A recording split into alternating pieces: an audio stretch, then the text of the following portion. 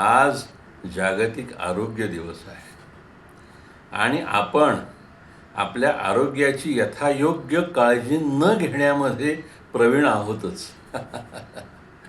शरीरम आद्यम खलु धर्मसाधनम हे आमच्या पूर्वसुरांनी सांगून ठेवलेलं आहे. मात्र ज्येष्ठांचं ऐकायचंच नाही असा पण करूनच आम्ही जगत असतो.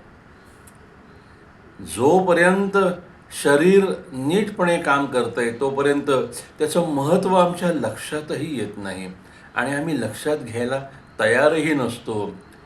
त्याला अयोग्यपणे वापरून मात्र घेत असतो. आम्ही सावध व्हायला पाहिजे.